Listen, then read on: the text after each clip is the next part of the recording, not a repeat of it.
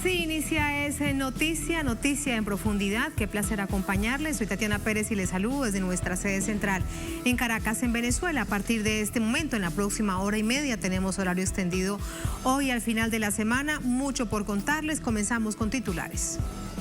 En noticia, Perú y México, dos naciones de América Latina que el próximo domingo toman decisiones claves para su futuro. En Perú, los ciudadanos elegirán entre el cambio o el mantenimiento del modelo neoliberal a un nuevo presidente o presidenta. Veremos. En México, en las elecciones más grandes de su historia, se juega la gobernabilidad del presidente Andrés Manuel López Obrador para los próximos años. Analizamos estos dos escenarios. En noticia, Colombia, en medio de acciones que más parecen paramilitares que de fuerzas legales contra la población, comienza a lograrse acuerdos locales entre autoridades y manifestantes. Desde el ámbito nacional, el diálogo sigue en punto muerto a 38 días del paro nacional y siguen las expresiones y manifestaciones en contra del gobierno de Iván Duque. ¿Cuáles son las razones de esta falta de diálogo? Vamos a verlo, lo analizamos en el noticia. Y noticia, el mundo, China increpa a Estados Unidos por tratar de instalar una nueva narrativa que ya no tiene realmente nada de nuevo, es bastante pasada. Como en tiempos de Donald Trump, el gobierno Biden señala que la nación asiática pudo ser creadora del virus que produce la COVID-19, mientras otros gobiernos hacen lo necesario para que las vacunas sean masivas. Analizamos estos escenarios desde la perspectiva geopolítica. En noticia, casi comienza. Bienvenidos, bienvenidas.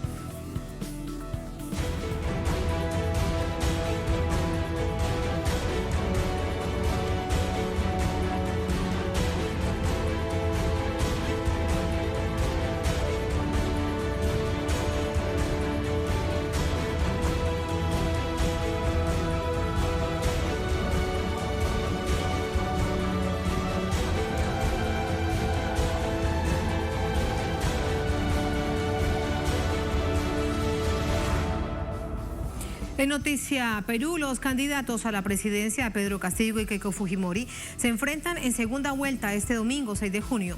La decisión final estará entre la capital y las provincias, entre el statu quo y el cambio. El presidente Francisco Sagasti hizo llamado a los candidatos a respetar esta voluntad del pueblo. Más de 25 millones de peruanos están llamados este domingo a elegir a su próximo presidente, entre dos candidatos que representan extremos proselitistas. Pedro Castillo y Keiko Fujimori cerraron la noche del jueves sus campañas electorales. El candidato de Perú Libre encabezó un multitudinario mitin en la Plaza 2 de Mayo del centro de Lima. El día domingo, todos y cada uno tenemos que asumir el papel de personeros para garantizar y que se concrete el sueño de este pueblo y ser vigilantes en todo el Perú. No nos dejemos robar la voluntad del pueblo peruano. Castillo, un maestro de escuela de izquierda y antisistema, planea reescribir la Constitución de Perú, obtener más ganancias de los recursos naturales y aumentar la inversión en educación y salud. Propuestas que incomodan a la élite empresarial. Entre tanto, la candidata por Fuerza Popular hizo su cierre de campaña en el Óvalo Las Palomas del distrito Villa El Salvador de Lima, acompañada de ex rivales políticos que ahora la respaldan y de su hermano Kenji. Quiero decirles que no los voy a defraudar, que nuestro país en estos momentos de pandemia y de crisis nos necesita mucho más unidos. Fujimori, hija de un dictador, tiene el respaldo de los sectores más ricos, prometió otorgar bonos y, como todos los candidatos de derecha de la región, recurrió a la venezolanización de la campaña. Alcanzar la presidencia sería un doble triunfo, porque se congelarían por 5 años los procesos en su contra por corrupción y lavado de dinero, que podrían llevarla 30 años a la cárcel. En este contexto, el balotaje no solo será una batalla entre el cambio o el mantenimiento del modelo neoliberal, sino también entre la capital, donde Fujimori es favorita, y las provincias, donde Castillo ha ganado terreno. Según la última encuesta de Ipsos, Este último mantiene ventaja con 51.1% de intención de votos sobre el 48.9% que acumula Fujimori. El asunto de la crisis sanitaria causada por la pandemia es clave y ambos prometen trabajar en aliviarla, particularmente después que se admitiera que las muertes por el COVID-19 son casi 3 veces más de lo que pensaban, cifra que pasó de 69.000 a más de 180.000. Además, quien obtenga la victoria el domingo se enfrentará a una fuerte inestabilidad política que atraviesa la nación desde 2016, llegando a tener 3 presidentes en 5 días en noviembre pasado, junto con una historia repetitiva de presidentes investigados por corrupción. Vamos a sumar más información a esta hora desde Lima con nuestra corresponsal Verónica Insausti. Hola Verónica, muy buenas noches. Preguntarte acerca de los ecos de los cierres de campaña de Keiko Fujimori y de Pedro Castillo. Cuéntanos cómo se presenta la radiografía hoy, qué dicen además los medios de comunicación. Hay silencio electoral, pero hemos visto que los medios siguen informando acerca de la gran expectativa que hay por lo que pueda pasar el próximo domingo. Hola, buenas noches, Tatiana. Así es, la verdad parece una final de infarto esto, porque si bien las encuestas todavía, a partir de la última fue el lunes pasado, la que se pudo publicar, sin embargo se están enviando por redes y insisten en un empate técnico, y hay todavía un 10% de ciudadanos indecisos que finalmente ellos van a ser los que decidan quién va a ser el próximo presidente del país, porque es un porcentaje bien alto, ya prácticamente a 48 horas del día de las elecciones. Hay un porcentaje también muy fuerte de ciudadanos que han decidido anular su voto, que no les gusta ninguno de los dos. Recordemos que Keiko Fujimori, sumado a los votos de Pedro Castillo, pasaron de primera a segunda vuelta con menos de 1/3 del total de los votos emitidos. Es decir, casi nada. Ninguno tiene representatividad real frente a lo que sería un eventual próximo gobierno, ¿no? Entonces, bueno, el presidente Sagasti ha salido hace unas horas a pedir calma a la población, calma a la ciudadanía, que respeten los candidatos y sus partidos los resultados de este domingo, porque claro, en los últimos días se ha profundizado esta campaña tan polarizada, que bueno, a decir de los especialistas, no hay antecedentes de esta polarización desde nunca. Entonces se ha acentuado con operadores políticos y mediáticos en el sentido de tratar de desvirtuar a los presidentes de los órganos encargados de realizar estas elecciones, como son el presidente del Jurado Nacional de Elecciones y el presidente de la OMPE, para en un la eventual pérdida de su candidato o candidata, pues no reconocer las elecciones. Y hasta el día de hoy el empate es tal cual, que para cualquiera de los dos puede ser, y repito, Tatiana, finalmente el presidente lo va a poner ese porcentaje de indecisos que va a decidir su voto probablemente en la cola para ir a votar. Y bueno, después lo otro que te puedo contar es que ayer, claro, cerraron los mítines de campaña, los dos en Lima, pese a las prohibiciones desde el Ejecutivo, del Ministerio del Interior y no del alcalde. Igual, los dos hicieron su mitin en Lima. Pedro Castillo lo hizo en la Plaza 2 de Mayo, hizo un balconazo desde la Casa del Maestro, y estuvo flanqueado pues con los principales dirigentes sociales, sindicales de este país, mientras que Keiko Fujimori realizó su mitin de cierre en el distrito del sur de la capital Villa El Salvador, uno de los distritos más poblados, con casi 2 millones de ciudadanos. Y bueno, también ella estuvo flanqueada en su caso por artistas nacionales, locales, y bueno, Álvaro Vargas Llosa, que se ha convertido en su mano derecha, y también alguno que otro político representante de la derecha, ¿no? Entonces, bueno, han cerrado sus mítines, reiterando sus promesas, Pero bueno, claro, el tema es que la ciudadanía ya no cree, ¿no? No cree en lo que dicen los candidatos, no cree en lo que dicen los políticos.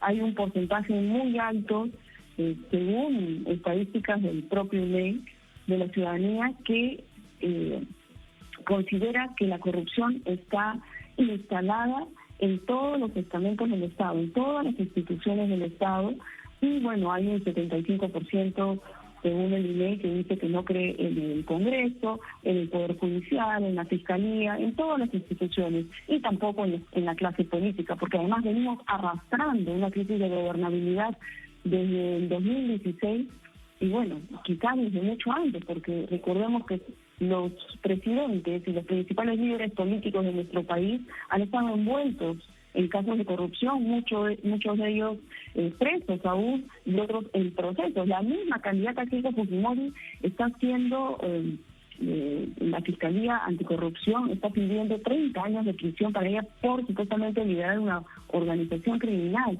Ella podría ser la próxima presidenta del Perú. Entonces, la situación está bien complicada para el futuro de nuestro país. Sí, Vero, aquí preguntarte algo que leíamos también en medios locales, pero pasó así como medio inadvertido. Y es que hubo una petición por parte de un sector del fujimorismo para que se levantaran las investigaciones en contra de Keiko Fujimori, y la Fiscalía dijo que no. Así es. Uno de los tantos procesos que lleva Keiko Fujimori fue solicitada por parte de su partido político hacia el Poder Judicial que se levantara esa investigación, pero el Poder Judicial lo ha negado. Pero ¿qué pasaría si Keiko Fujimori asumiese el gobierno, la presidencia del Perú?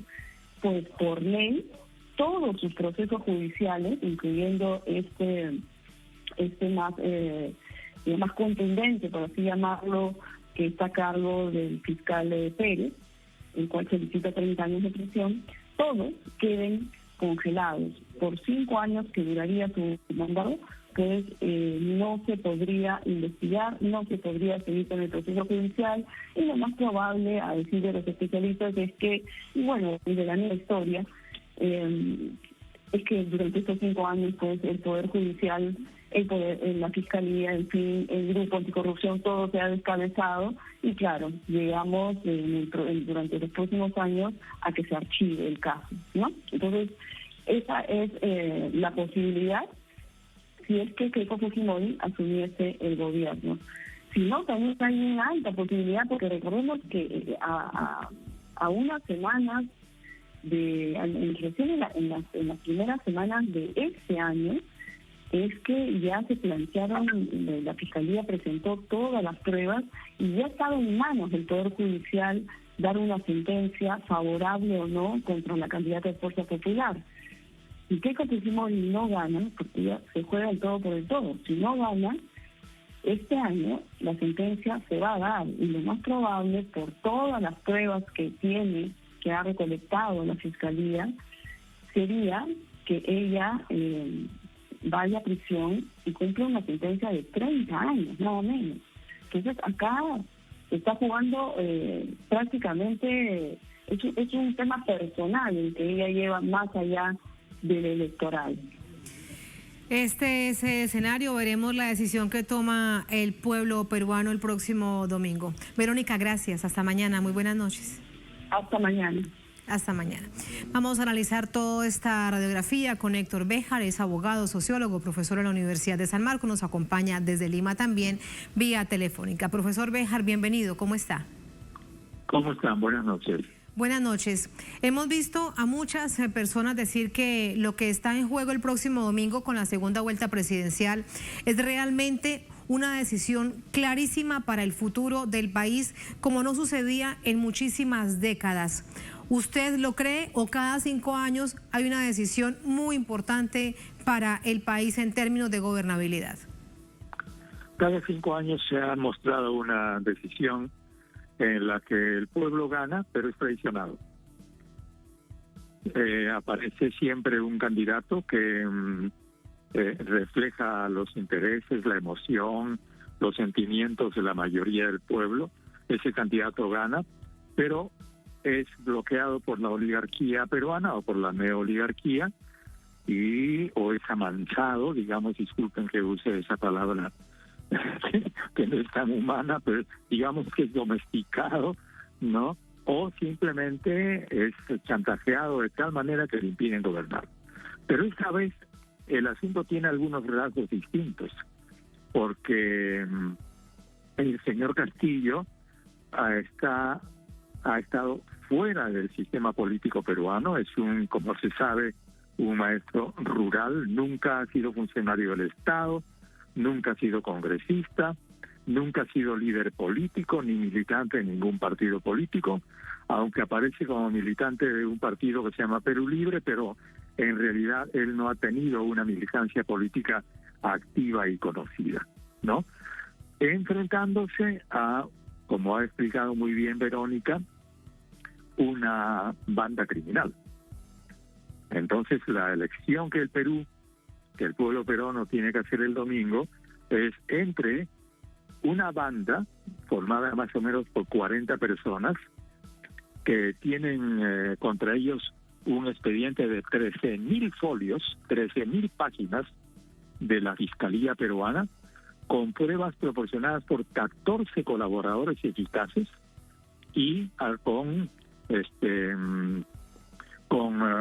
sobornos que llegan a los 15 millones de dólares solo para la última campaña electoral, sin hablar de los 6.000 millones de dólares de los cuales la dinastía Fujimori, a la que la señora Keiko pertenece como hija, no ha dado cuenta hasta hoy día. Entonces, como ustedes comprenderán, cerca de un problema muy grande, muy grave.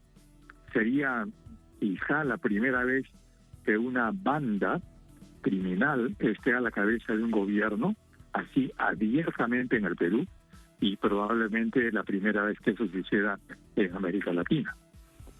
Entonces, esa es la dimensión que yo creo que tienen los acontecimientos que se van a definir el día domingo, cuando se empiece a hacer el escrutinio de la votación que será ese día.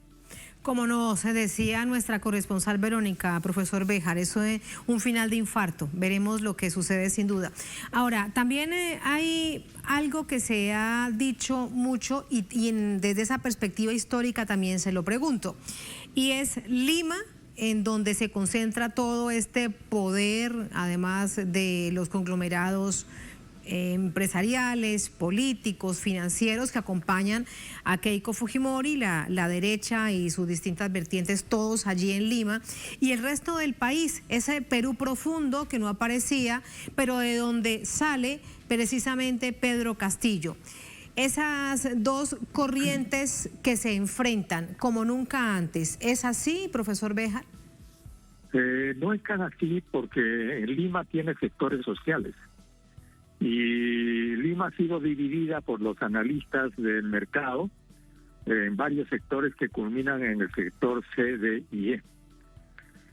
Keiko Fujimori, por supuesto que gana a veces ampliamente en los sectores A y B, que son los de la clase alta.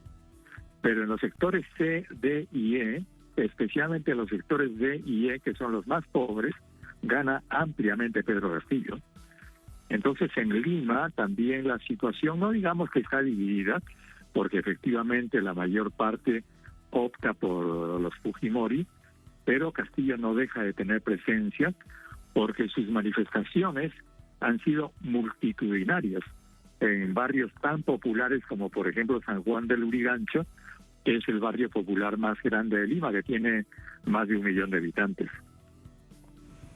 Ahí entonces también parte de esa radiografía, y veremos eso cómo se expresa el próximo domingo.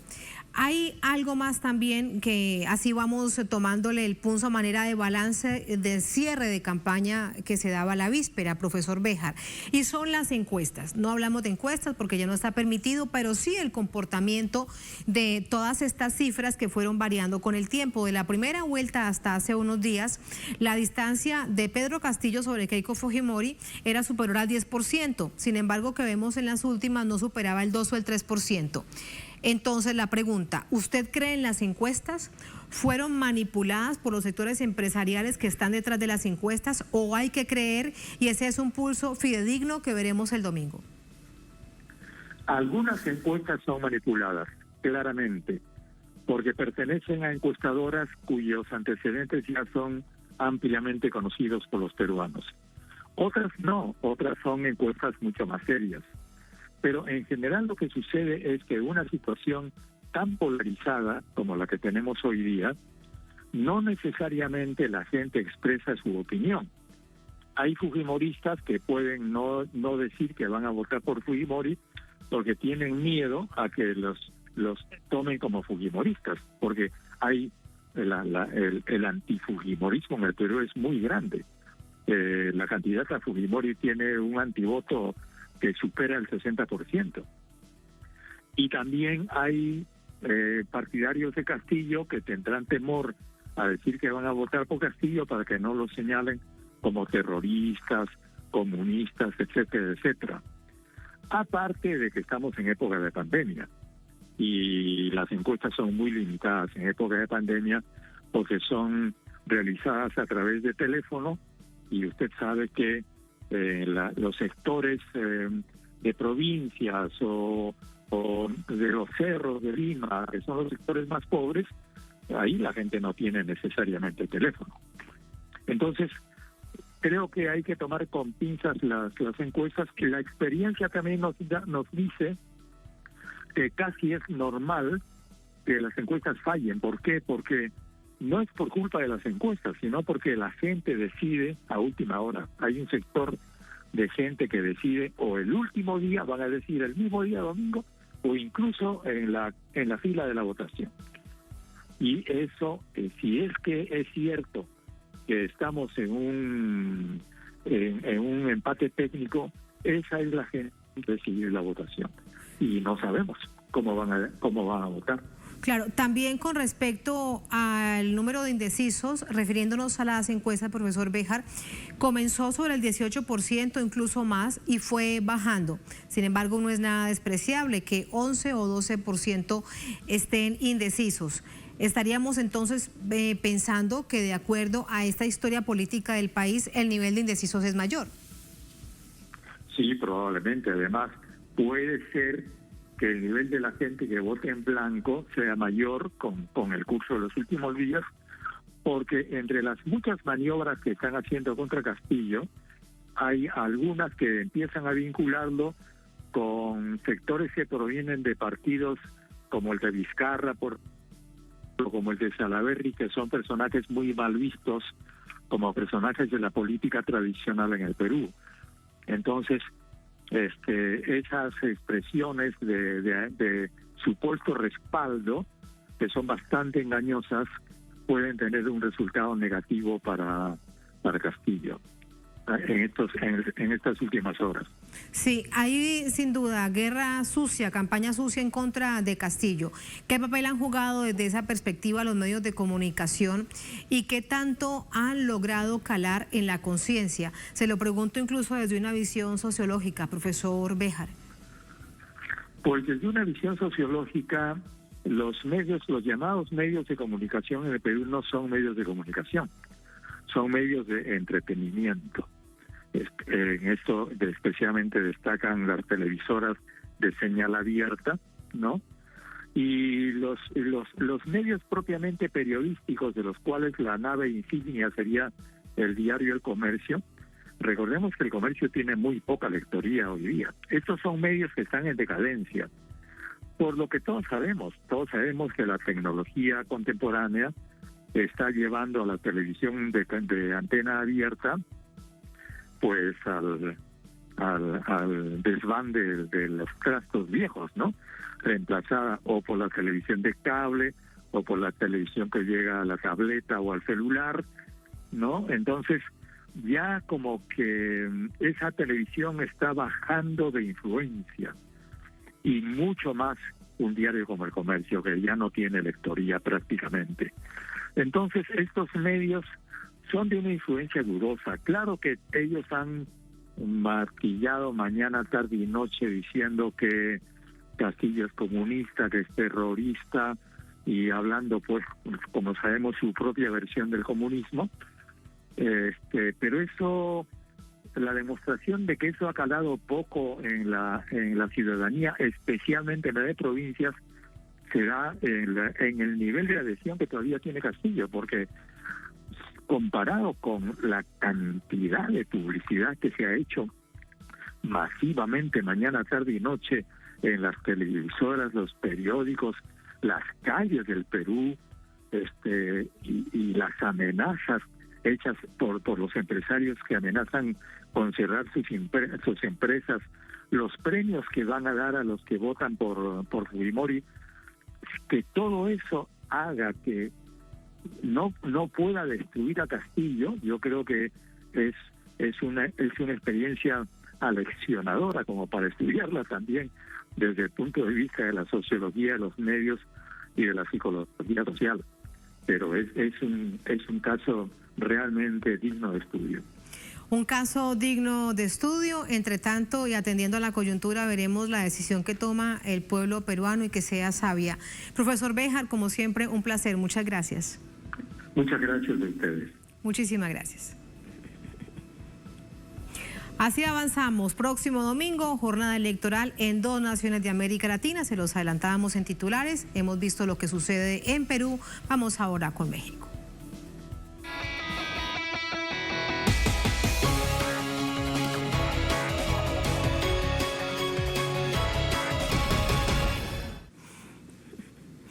En Noticia México, el escenario político de cara a las elecciones del próximo domingo viene enmarcado por casos de violencia en los que 782 personas de diferentes partidos políticos han sido agredidas con un resultado fatal de 89 de ellas, de las cuales 35 eran candidatas o candidatos a estos comicios. El próximo domingo 6 de junio se realizarán las elecciones legislativas y de gobiernos locales y regionales en México. Estas elecciones, que se presentan como las más grandes en cuanto a números de la historia del país, tienen un lado oscuro. Vienen enmarcadas en un escenario de violencia que también aumenta numéricamente la cantidad de agresiones e incluso asesinatos contra personas pertenecientes a organizaciones con fines políticos, varias de ellas, de hecho, candidatas y candidatos a algunos de los cargos a ser electos. Según la consultora ETELEC, agencia que lleva registro de los casos, 782 figuras públicas de la política regional o local de diferentes partidos han sufrido agresiones, golpizas, secuestros, atentados u amenazas. Lo grave es que de esas 782 han perdido la vida un total de 89, de las cuales 35 eran candidatas o candidatos. A pesar de estas cifras que empañan el proceso electoral iniciado en septiembre del año pasado, el mensaje desde el gobierno es a no permitir que el empañamiento desmovilice a los ciudadanos a la hora de ejercer su derecho al voto. Hay paz, hay tranquilidad en el país, no hay inestabilidad, de modo que están garantizadas las libertades. Y en este caso, la libertad para elegir a los representantes del pueblo. No hay ningún problema. En este sentido, la secretaria de Gobierno, Olga Sánchez Cordero, aseguró el jueves pasado que tales incidentes no están vinculados al proceso electoral, sino a sucesos focalizados. Y explicó que afectarían solo a unos 10 municipios de los 2.500 que existen en el país. Asimismo, especificó que muchas de las víctimas ni siquiera representaban real peligro electoral para sus contendores. Por otro lado, según reseñó Associated Press, Podría tratarse de grupos criminales que buscan controlar a los gobiernos locales para extorsionarlos, ejercer presión, amedrentar e incluso obtener apoyo de la policía local. Sin embargo, desde la OEA, Luis Almagro, lejos de incentivar el ejercicio pleno de la democracia, habló en días pasados de una profunda preocupación por la violencia electoral. Marcelo Ebrard, canciller mexicano, se pronunció al respecto este viernes. O sea, actúa como si fuese autónomo, independiente, o que él asume que no necesita consultar a los Estados miembros. O sea, actúa como si fuese autónomo, independiente, o que él asume que no necesita consultar a los Estados miembros. Ebrard también recordó las acciones de Almagro en el marco de las elecciones en Bolivia en 2019. O sea, actúa como si fuese autónomo, independiente, o que él asume que no necesita consultar a los Estados miembros. 94.800.000 ciudadanos irán a las urnas el domingo para elegir 21.283 cargos públicos, pero desde el Instituto Nacional Electoral, con 559 veedores internacionales, aseguran unas elecciones vigiladas, legales y transparentes. Y nos preguntamos, ¿está todo listo para estas elecciones que plantean un gran desafío para la institucionalidad? Mega elecciones, las más grandes de la historia. Le preguntamos a nuestro corresponsal en México, en Ciudad de México, Eduardo Martínez. Hola Eduardo, adelante, muy buenas noches. Hola Tati, qué gusto saludarte, qué gusto saludar al auditorio de Es Noticia. Pues el Instituto Nacional Electoral dice que sí, que todo está listo para este domingo que se llevará a cabo esta jornada comicial, como ya lo mencionabas, la más grande que se haya registrado en el país por la cantidad de cargos públicos que están en juego. Sobre todo, Tatiana, lo que ahora está en juego, dicen los analistas, los medios de comunicación locales y lo que ha sido como, digamos, el resultado del análisis general en este país, es que está en juego también el futuro del proyecto del presidente Andrés Manuel López Obrador en este gobierno que es llamado el gobierno de la Cuarta Transformación, los programas sociales y el presupuesto que puede tener disponible el presidente para poder realizar todos estos proyectos y también las obras sexenales que ha, digamos, estado construyendo durante su mandato. ¿Y esto por qué, Tatiana? Porque están en juego las 500 curules de la Cámara de Diputados, donde en este momento la mayoría la tiene el Movimiento Regeneración Nacional Morena, que es el partido que llevó al presidente al gobierno de este país, junto con sus aliados que conforman esta mayoría, y la Cámara de Diputados tiene en este país la facultad única y exclusiva de aprobar cada año el presupuesto de ingresos y egresos de la Federación. De eso depende mucho el proyecto del presidente Andrés Manuel López Obrador. Y en este mismo análisis general que se hace en el país, se habla de dos posturas ya muy importantes y, digamos, ya muy bien definidas. Por un lado, el proyecto del presidente López Obrador, encabezado por el Movimiento Regeneración Nacional Morena, y por el otro, la coalición de la oposición que han conformado incluso partidos antagónicos como el Partido Revolucionario Institucional, el PRI, el conservador Partido Acción Nacional, el PAN, y el partido de la izquierda, el Partido de la Revolución Democrática. Todos ellos han conformado una coalición que se llama Vamos México o México Sí, y en este caso de lo que se trata, lo han señalado así sus dirigentes, es de evitar que precisamente Morena conserve la mayoría y pueda dar continuidad a todos los planes de gobierno del presidente Andrés Manuel López Obrador. En este bloque de oposición, Tatiana, se encuentran también grupos empresariales que incluso el presidente Andrés Manuel López Obrador ha hecho un reclamo muy importante a Estados Unidos, que reciben financiamiento desde las agencias estadounidenses como la USAID. Estamos hablando de Mexicanos contra la Corrupción y la Impunidad, que ya provocó una carta diplomática desde el gobierno de México al gobierno estadounidense de Joe Biden para que se deje de financiar a una organización civil que básicamente lo que hace es también participar en política. ¿Y cómo se ha definido esto, Tatiana? Pues uno de los principales dirigentes de esta organización civil, Mexicanos contra la Corrupción y la Impunidad, es el empresario Claudio X González, quien fundó esta organización y que ahora ya no está al frente de ella, pero que durante el tiempo que estuvo al frente de esta misma asociación recibió importantes cantidades por parte del gobierno estadounidense. Ese es, por un lado, el ambiente político que se está viendo en México, pero también durante las campañas lo que se vio fue un importante enfrentamiento entre el gobierno del presidente Andrés Manuel López Obrador y el propio Instituto Nacional Electoral. El presidente López Obrador mostró su desconfianza en muchísimas ocasiones respecto al árbitro comicial y en su conferencia matutina hizo bastantes señalamientos respecto a la actuación del consejero presidente Lorenzo Córdoba y también algunos consejeros de este organismo que es autónomo, pero que en realidad, lo ha señalado así el presidente y también grupos políticos en México, están sirviendo a intereses que no tienen nada que ver con la democratización del país. En medio de este clima, lo que ya mencionabas tú también, el tema de la violencia política que algunos medios de comunicación en México y también actores de la oposición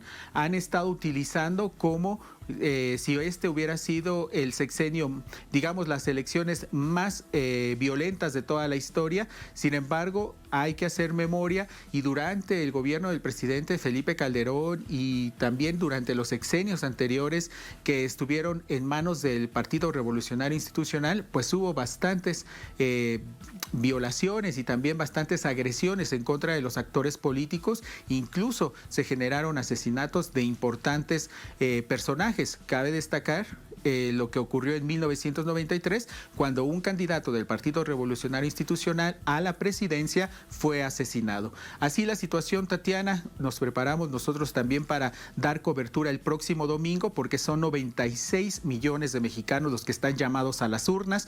Estarán asistiendo a 163,000 casillas que serán instaladas a lo largo y ancho del territorio mexicano, y estas mismas casillas serán atendidas por 1.4 millones de ciudadanos mexicanos que fungirán como funcionarios electorales para este domingo. Serán ellos mismos los que atiendan a sus conciudadanos para recibir sus votos y también ellos estarán contando cada uno de los sufragios. Estaremos muy pendientes de estas mega elecciones. Eduardo, gracias, con nuestros corresponsales en Perú primero con Verónica Insausti y desde Ciudad de México con nuestro corresponsal Eduardo Martínez. Así vamos a contarles que vamos a pasar al análisis en tan solo unos minutos que tendremos a nuestro invitado. Se trata de Eduardo Juchín, él es periodista, ex consejero electoral, nos acompaña desde Ciudad de México. Eduardo, buenas noches, ¿cómo está? Buenas noches, Tatiana, me da mucho gusto saludarla.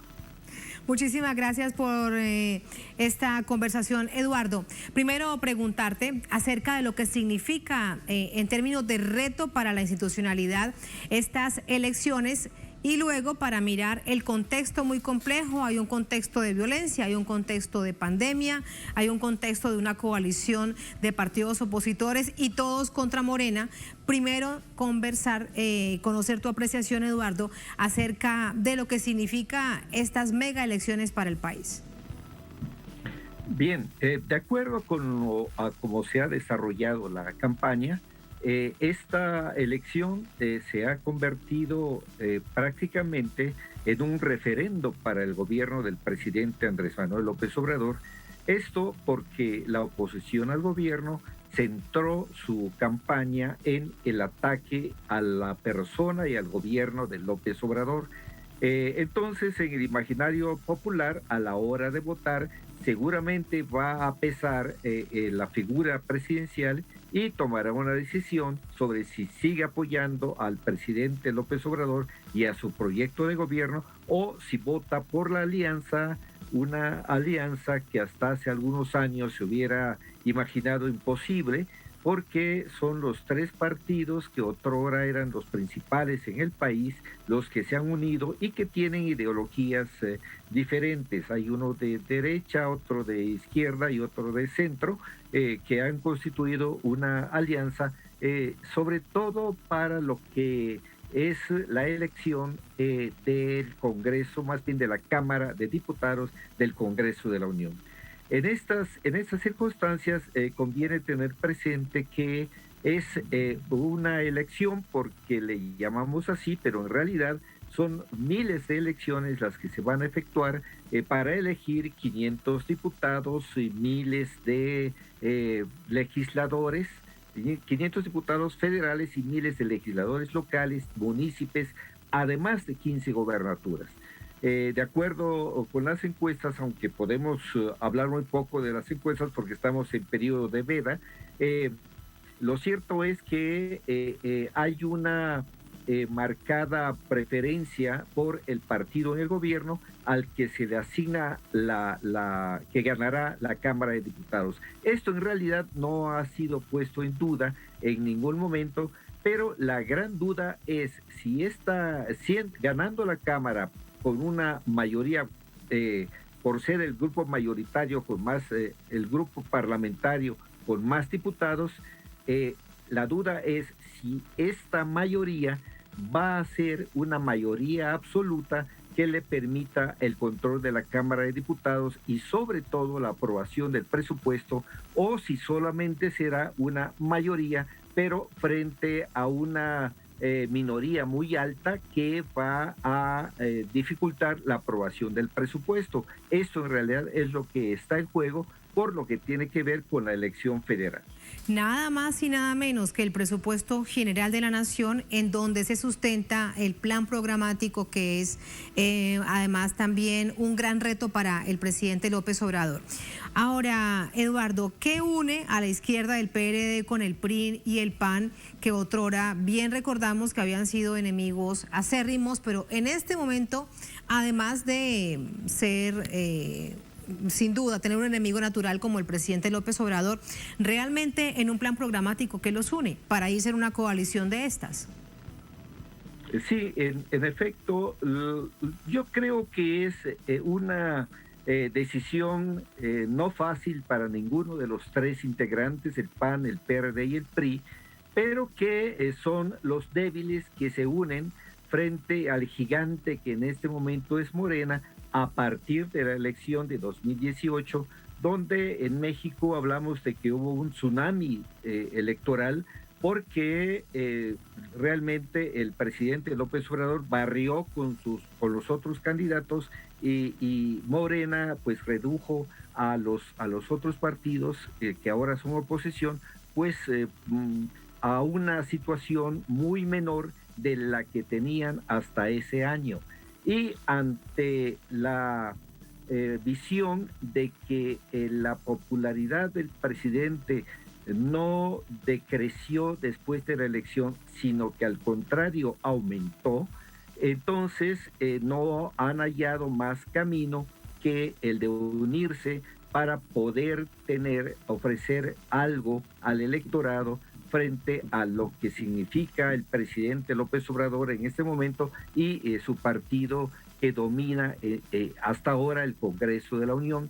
Esta es la situación y creo que vale la pena referirse a lo que tiene que ver con los episodios de violencia, que ciertamente son dolorosos, que son reprobables, que muestran una falla del Estado mexicano, no solamente del gobierno federal, sino de la totalidad del Estado, particularmente de los gobiernos estatales.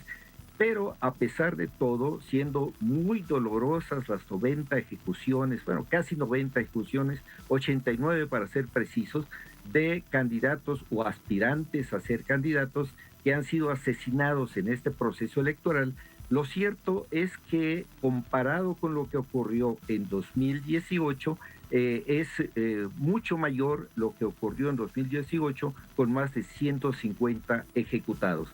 Desde luego esto no es consuelo, pero lo cierto también es que equiparando con 2018 entonces fue peor que ahora. Insisto, no es ningún consuelo, hay una falla grave de seguridad ahí, pero bueno, esa es la realidad de las cifras trágicas.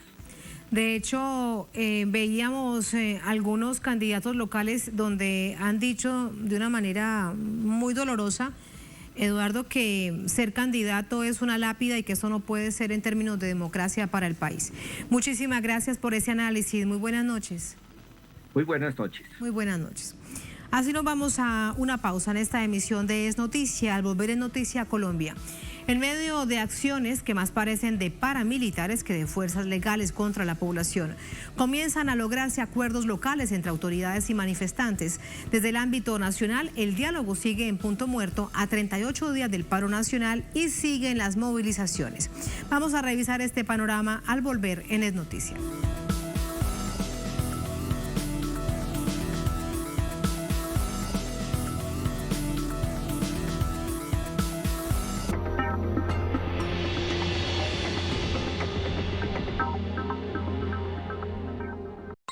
Telesur avanza tecnológicamente para seguir acompañando a los pueblos del mundo. Ahora puedes seguir disfrutando de la señal de Telesur a través del satélite C6 y sus nuevos parámetros de transmisión. Telesur HD. Telesur SD. Vive las noticias de Latinoamérica y el mundo en señal estándar SD y digital HD. Telesur, la señal informativa de América Latina y el Caribe. Perú ha vivido un proceso de inestabilidad política y una fuerte crisis sanitaria causada por la COVID-19. Este 6 de junio, el pueblo peruano va a las urnas en un nuevo proceso electoral para elegir al nuevo presidente constitucional de la nación. Desde nuestros estudios en Caracas, Tatiana Pérez y Janet Pérez. Desde Perú, Verónica Insausti. Sigue minuto a minuto toda la información de estos comicios a través de nuestras multiplataformas. Perú Decide 2021. Segunda vuelta. Solo por Telesur, la señal informativa de América Latina y el Caribe. Dos grandes canales unen sus experiencias para encontrarse en las culturas que representan. En una nueva entrega de Prisma, disfruta de la sabiduría artística del poeta y dibujante Juan Calzadilla, reconocido por ser un crítico de las artes en Venezuela. Conoce la iniciativa Enlaces, un proyecto que ayuda a niños y adolescentes a cambiar sus vidas a través de la danza contemporánea en Panamá. Deleítate con las técnicas de un reconocido artista irlandés, aplicadas en un mural inspirado por Frida Kahlo en México. Explora las obras y los sitios históricos que fueron renovados al estilo arquitectónico clásico. En Shanghái, recorre una librería china con un diseño único que nos ofrece un espacio multifuncional en Chengdu. Además, observa los objetos creados con bambú, que son parte de la cultura occidental y que adornan cada rincón de los hogares chinos. China y América Latina se redescubren en una coproducción de CGTN y Telesur. Prisma, la cultura que nos ilumina. Sábado, solo por Telesur.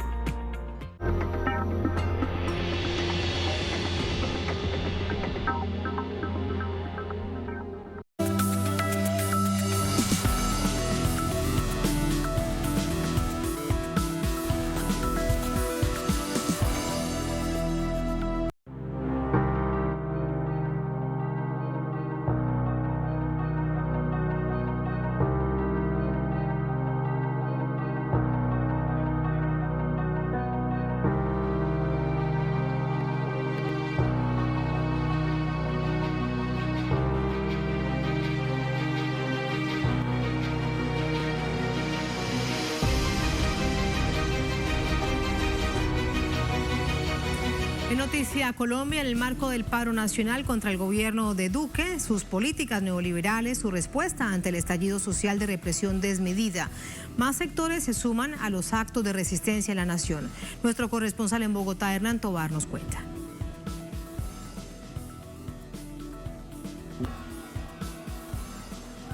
Llegaron desde sus territorios en el departamento del Cauca, uniéndose a los diversos sectores que en la capital colombiana han salido a las calles exigiendo detener las masacres y la represión policial. La comunidad indígena Misak rindió en el Centro de Memoria Distrital un homenaje a los caídos en los más de 30 días de movilizaciones. No podemos permitir que un gobierno paramilitar que ha asesinado más de 60 personas en el marco del paro nacional, que ha desaparecido más de 600 personas en el paro nacional, hoy represente este símbolo tan importante como también es el símbolo de Colombia. Estas banderas nos pertenecen a nosotros la tenemos que defender porque son las banderas de la dignidad del pueblo colombiano. Como símbolo, levantaron un monumento a la resistencia. Así, izaron sus banderas en este lugar, cuyo escenario representa el reconocimiento de los derechos de las víctimas del conflicto y la construcción de paz en Colombia. Este lugar, construido en un antiguo cementerio de pobres y de nenes, tuvo que recibir de parte suya una armonización. Y esa armonización significa, por supuesto, un reconocimiento a su larga lucha, a su herencia, es también una herencia de esfuerzos por la memoria y por la paz en el país. Lo que hoy está pasando significa, por supuesto, que el pueblo Misak en la ciudad de Bogotá ha querido levantar un monumento a la resistencia y lo puede hacer aquí en el Centro de Memoria, en un lugar en el que ellos mismos han tenido un papel preponderante en poderlo fundar, materializar.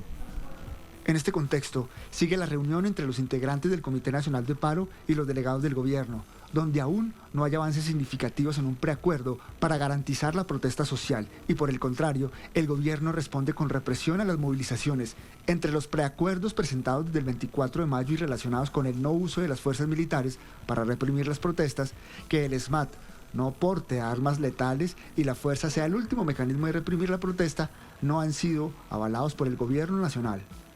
El gobierno, pese a que este acuerdo fue acordado con 3 ministros de despacho, 2 altos consejeros y más de 50 que tienen, el gobierno se ha negado sistemáticamente a firmar este acuerdo.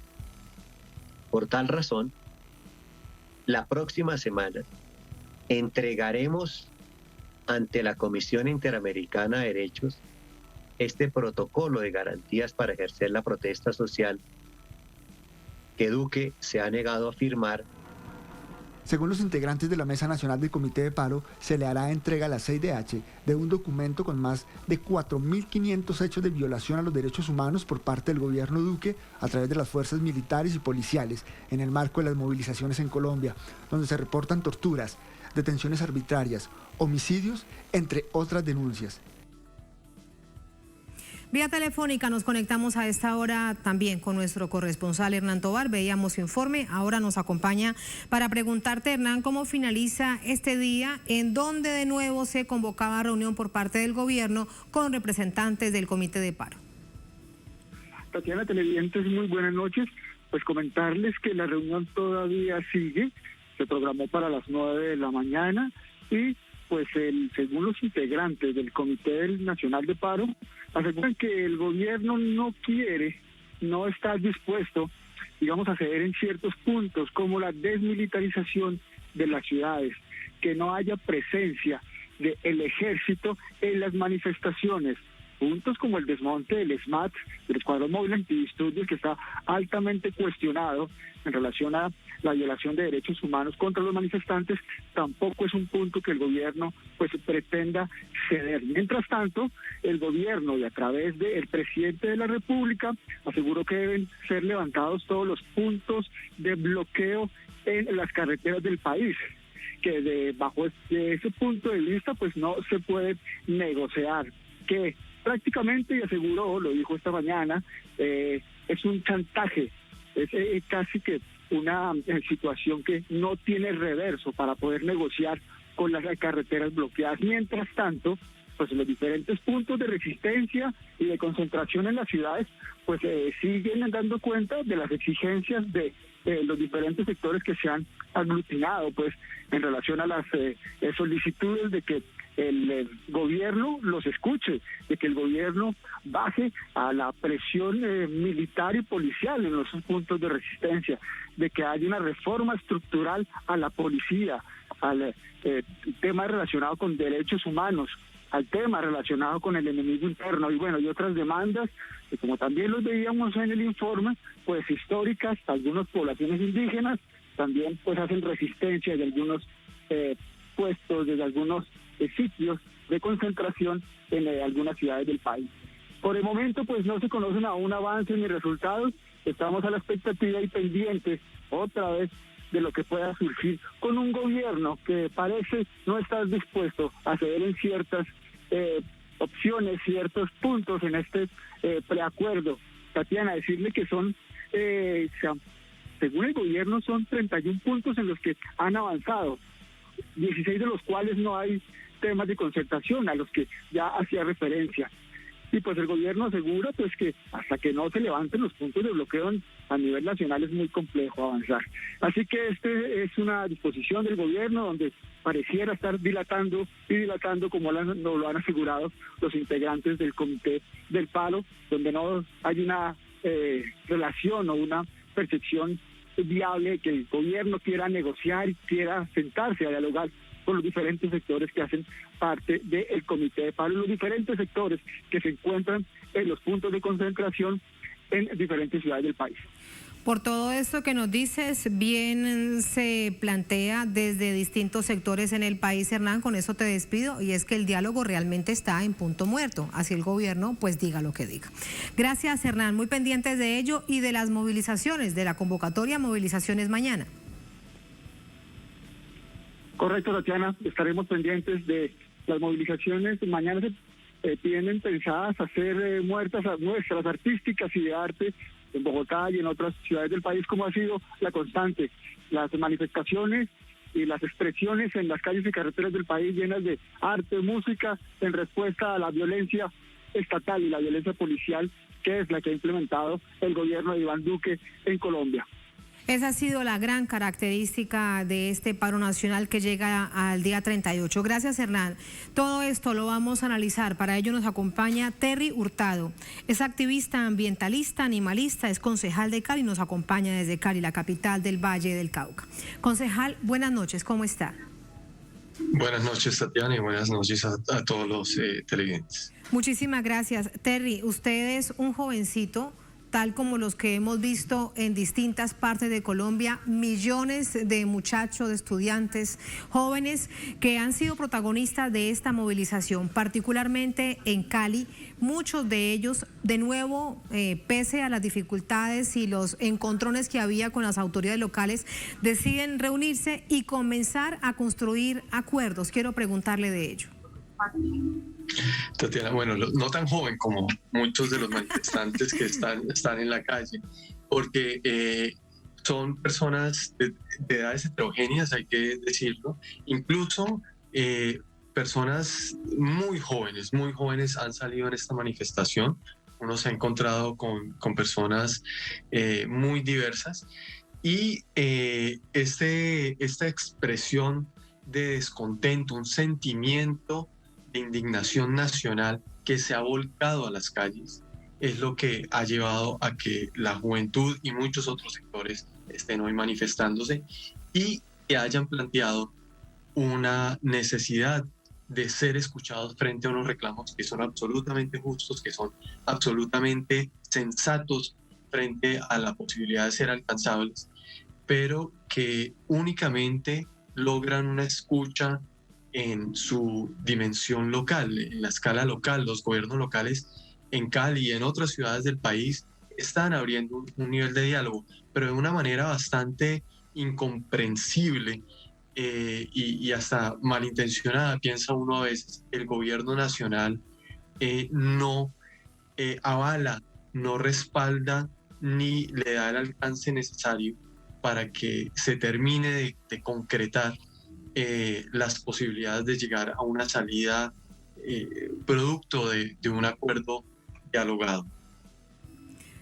Esto explica entonces por qué, mientras, para ir al caso específico de Cali, Terry, vemos cómo hay unas firmas entre los representantes de la alcaldía para avanzar en estos acuerdos con todos estos jóvenes de las llamadas primera línea, etcétera, etcétera, pero de otro lado las fuerzas del Estado que cuando llegan, por ejemplo, hoy a una zona de Siloé, se bajan de carros no señalizados como institucionales, disparan en contra de una comunidad que se encuentra allí concentrada, retienen a un muchacho y no se sabe realmente quiénes actuaban. Resulta muy extraño estas acciones porque parecen más, como decíamos en titulares, de estructuras paramilitares que de fuerzas del Estado actuando, porque sí, lo que hay es una detención, tienen que hacerlo desde las medidas legales y no de estas maneras. Así que hay dos visiones de la situación. Con respecto a esto segundo, ¿eso es mandado por la alcaldía o por el gobierno nacional? Pues recapitulemos un poco porque es un tema muy importante precisamente para analizar.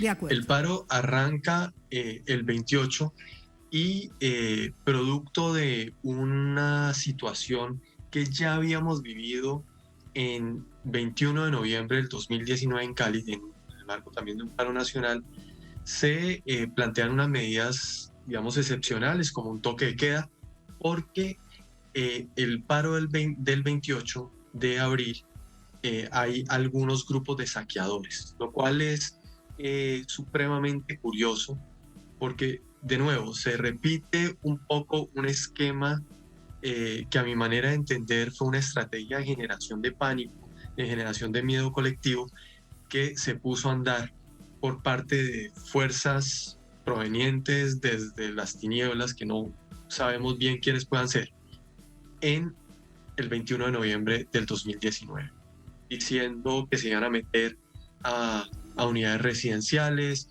generando atracos en lugares dispersos de la ciudad, y ese esquema de generar terror volvió a repetirse al día siguiente, pero ya en la ciudad de Bogotá. En esta ocasión, el 28 de abril, hubo grupos organizados de saqueadores que la gente que estaba en la movilización, de hecho a mí me tocó ser testigo de cómo un bloque grande de quienes estábamos concentrados en la plazoleta de San Francisco, al frente de la gobernación del Valle del Cauca, salimos a resguardar los almacenes de los saqueadores y logramos expulsar a los grupos de saqueadores. Pero esto fue realizado de una manera, de nuevo, a mí me parece muy curiosa, casi que premeditada seguramente, y que luego se ha repetido durante 2 vandalismo o 3 días organizado, distintos, como lo que sucedió en Bogotá, por ejemplo, que en una sola noche fueron quemados 16 CAIs, justo la misma noche a la misma hora. Genera muchas suspicacias, son como un vandalismo organizado. Sí, yo no quisiera, digamos que el término vandalismo me parece que agrupa una diversidad de acciones que habría que analizarlas puntualmente cada uno, ¿sí? Pero como me imagino que el tiempo es corto, no voy a entrar en ese análisis. Entonces, en este caso me voy a referir a esos saqueadores. Pero luego, en Cali particularmente, se comienzan a esparcir y a generar puntos de resistencia, como lo han llamado la ciudadanía y estos jóvenes, hombres y mujeres que han estado dando una lucha todo este mes o mes pasado. Y han sido 25 en la ciudad. Los primeros días se presentó una arremetida nocturna por camionetas, por motos, que llegaban a disparar desde las tinieblas a la gente y que ocasionaron varios muertos. Con posterioridad, el gobierno nacional ordenó un despliegue policial y militar del orden de los 3.000 hombres, que eso equivale al pie de fuerza, más o menos, equivale al mismo número de hombres que hay en Cali en la policía. Pero adicional a ello, la semana pasada ordenó un despliegue adicional de 7.000 hombres. Es decir, la ciudad de Cali está totalmente, digamos, con un pie de fuerza exorbitante.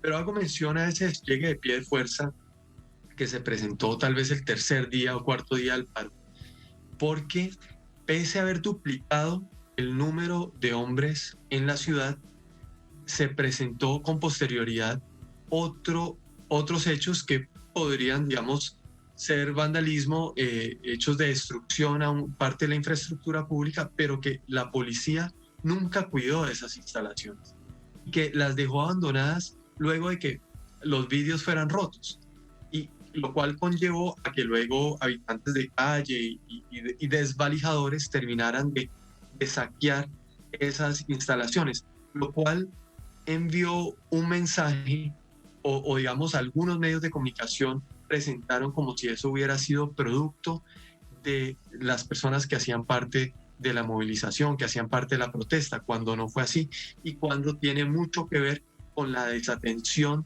del Estado de poder brindar una seguridad a unas instalaciones que durante las noches estaban quedando solas.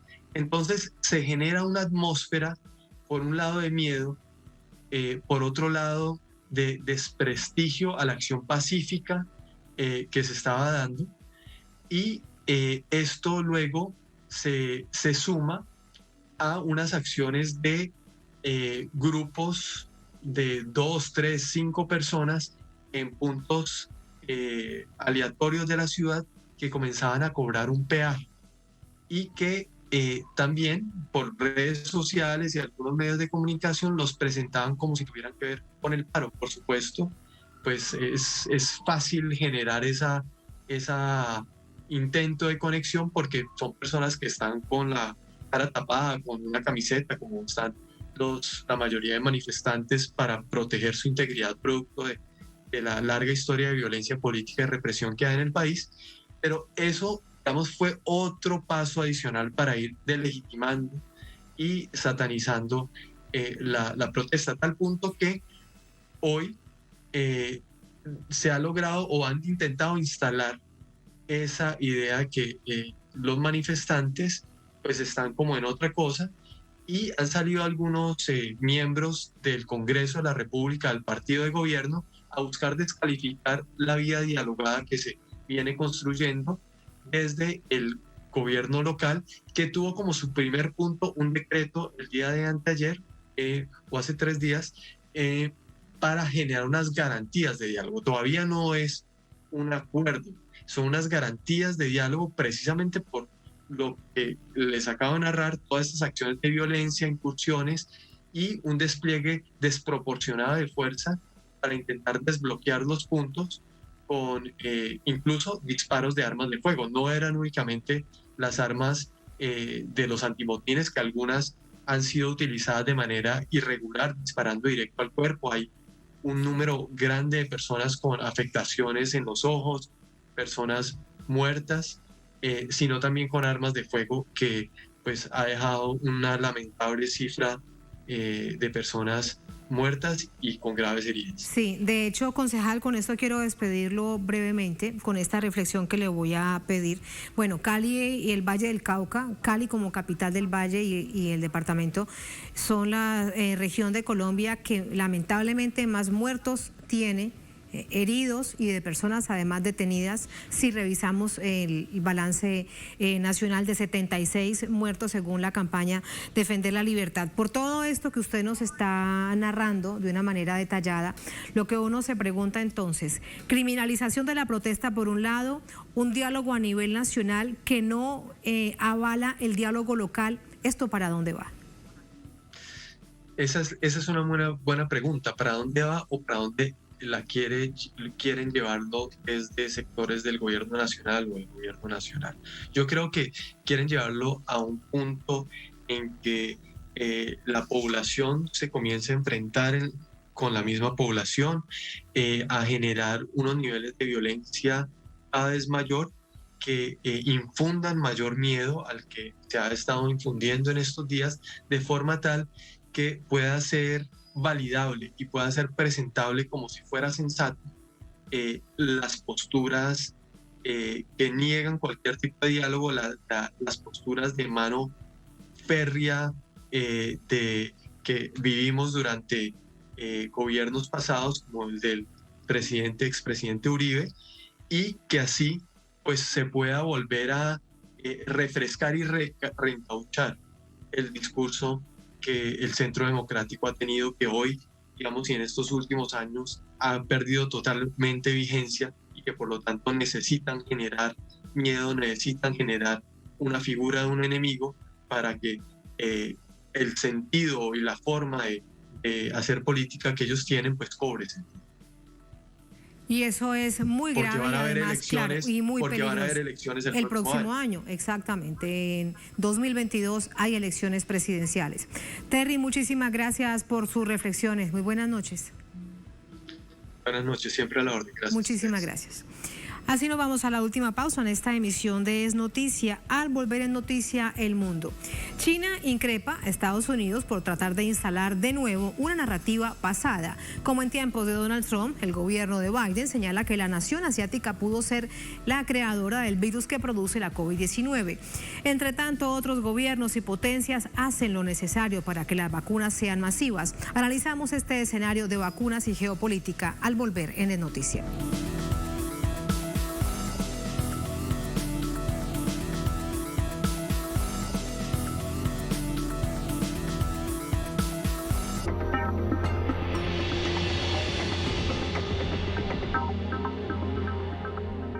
Perú ha vivido un proceso de inestabilidad política y una fuerte crisis sanitaria causada por la COVID-19. Este 6 de junio, el pueblo peruano va a las urnas en un nuevo proceso electoral para elegir al nuevo presidente constitucional de la nación. Desde nuestros estudios en Caracas, Tatiana Pérez y Janet Pérez. Desde Perú, Verónica Insausti. Sigue minuto a minuto toda la información de estos comicios a través de nuestras multiplataformas. Perú Decide 2021. Segunda vuelta. Solo por Telesur, la señal informativa de América Latina y el Caribe.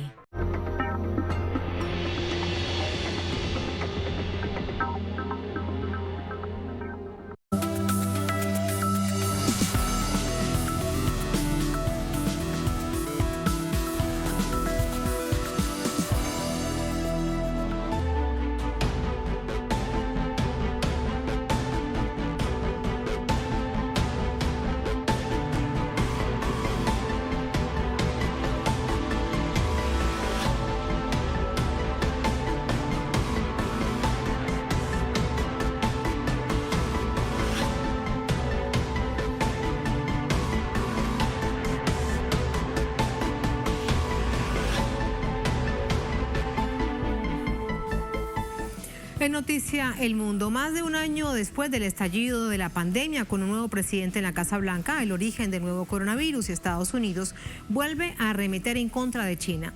Beijing calificó de manipulación política el llamado del presidente estadounidense Joe Biden a realizar nuevas investigaciones sobre los orígenes de la COVID-19 y acusó a Washington de aportar poco o nada a los esfuerzos para frenar el virus global.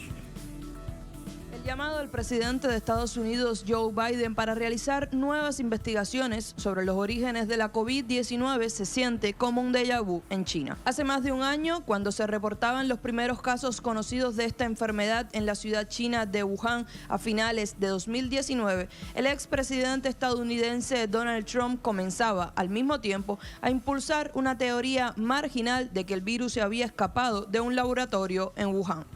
Hoy, más de un año después y aún sin presentar evidencias científicas o de otro tipo, Washington vuelve a insistir en esos ataques, crispando gravemente las relaciones con el gigante asiático. Ante las renovadas acusaciones estadounidenses, Beijing reaccionó al igual que hace un año y denunció a la Casa Blanca de valerse de la manipulación política para desviar la atención de su incapacidad para contener la pandemia. A Estados Unidos no le importan los hechos o la verdad en absoluto. Tampoco le interesa un estudio científico serio sobre los orígenes de la COVID-19. Su único objetivo es utilizar la pandemia para la estigmatización y la manipulación política para echarle la culpa a otro. Expertos internacionales recuerdan que Biden retomó la teoría de que el virus pudo crearse en un laboratorio chino bajo una creciente presión política y pública. Desde Beijing aseguran además que el establishment estadounidense tiene un fuerte incentivo para encontrar negligencia china en otro intento por encubrir la historia de su desastroso manejo de una pandemia que ha causado la muerte de cientos de miles de personas. Con más de 33 millones de casos confirmados y 600.000 muertes, ambas las cifras más altas del mundo, Estados Unidos debería examinar su propio comportamiento antes de intentar utilizar a China como chivo expiatorio. ¿Qué están haciendo? ¿Pueden dormir por la noche con la conciencia tranquila? Al mismo tiempo que acusa a China de ser poco transparente, Estados Unidos trata de desconocer o demonizar las 3 investigaciones que la Organización Mundial de la Salud realizó aquí en territorio chino para investigar sobre el origen de la pandemia y tras las cuales expertos de varios países ratificaron el origen animal del virus y calificaron de extremadamente improbable la versión de que se creó en un laboratorio. A estas alturas, las autoridades chinas consideran que sin importar el éxito que han logrado en el control de la pandemia ni la ayuda que han brindado al resto del mundo, continuarán siendo el blanco perfecto de Occidente, que tiene una amplia experiencia en moldear la historia a su antojo. Sin embargo, los hechos hablan por sí solos y mientras China es una de las pocas naciones que ha logrado regresar a un alto nivel de normalidad, otros países como Estados Unidos o regiones enteras como Europa continúan sufriendo el embate del virus y sus consecuencias socioeconómicas. Entramos de inmediato con el análisis. Para ello nos acompaña Marcelo Ramírez, es analista geopolítico, director de contenido de Asia TV y nos acompaña desde Buenos Aires. Marcelo, buenas noches, ¿cómo te va? Hola Marcelo, buenas noches. Hemos perdido la comunicación con nuestro invitado. Se trata de Marcelo Ramírez, analista geopolítico, director de contenidos de Asia TV. Nos acompaña precisamente desde Buenos Aires para hacer un análisis, para evaluar por qué ahora el gobierno de Joe Biden, con un nuevo gobierno en la Casa Blanca demócrata, que se dice estar totalmente alejado del republicano Donald Trump, de nuevo se plantea esta narrativa que la vimos muy marcada en el gobierno de Donald Trump, que la COVID-19, que el virus SARS-CoV-2 que ocasiona este coronavirus, fue creado en un laboratorio en Wuhan. Recordemos que Wuhan es la primera ciudad en donde se conoce en el gigante asiático de este virus. ¿Por qué en este momento? Hay distintas hipótesis para plantear precisamente el análisis, de allí que esperamos a nuestro analista. En la medida en que vemos además este escenario, hay otros que avanzan como un asunto global. Por ejemplo, China insiste en que la vacuna debe ser un bien público y un bien global. Y esto contradice las decisiones que toma, por ejemplo, Estados Unidos, que compró más de 3 veces de vacunas del número de sus habitantes. También lo hizo Canadá, también lo hicieron otras potencias. Para el caso específico de Estados Unidos, se le había pedido desde el año pasado que hiciera amplias donaciones teniendo en cuenta su excedente de vacunas. En los últimos días ha dicho que sí, que va a entregar, por ejemplo, 1 millón de vacunas a México. Sin embargo, deja por fuera a Venezuela porque se trata entonces de un asunto de carácter ideológico y no está por encima la salud de toda la humanidad, que es precisamente lo que está en juego. Además de todo esto, otro hecho importante para destacar, en ese afán por encontrar una solución a una vacunación masiva, a la protección de toda la población para volver a una nueva normalidad. Y es lo que hemos visto durante esta jornada a los presidentes de Rusia, Vladimir Putin, y de Argentina, Alberto Fernández, tomando decisiones en el marco de convenios, y a partir de las próximas semanas veremos que en Argentina, en territorio argentino, se va a fabricar la Sputnik V. Esto le va a permitir seguramente a América Latina avanzar en procesos de vacunación. Lo mismo hay gran expectativa con Cuba, que tiene 3 candidatos vacunales que están avanzando rápidamente y favorecerá, por supuesto, a toda nuestra población. Lamentablemente no hemos logrado la conexión con nuestro invitado y debemos despedir esta emisión de Noticia. Será un placer como siempre, será hasta el próximo lunes. Sigan con nosotros.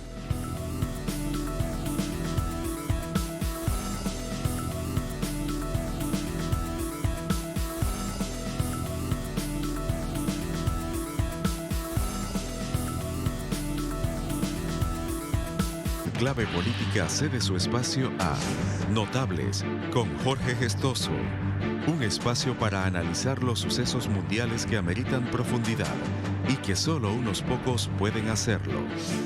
De lunes a viernes, solo por Telesur.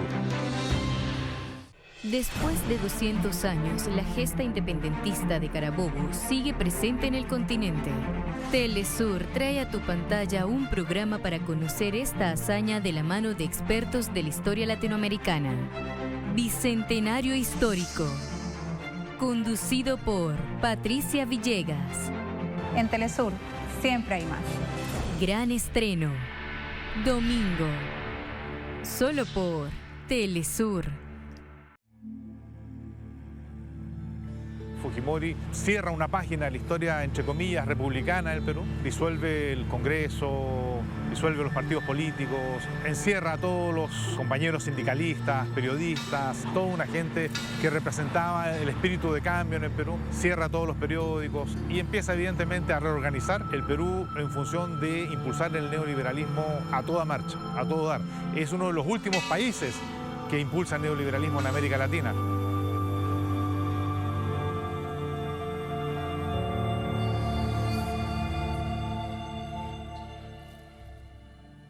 Dos grandes canales unen sus experiencias para encontrarse en las culturas que representan.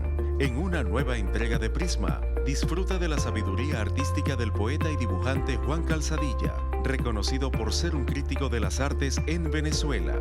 Conoce la iniciativa Enlaces, un proyecto que ayuda a niños y adolescentes a cambiar sus vidas a través de la danza contemporánea en Panamá.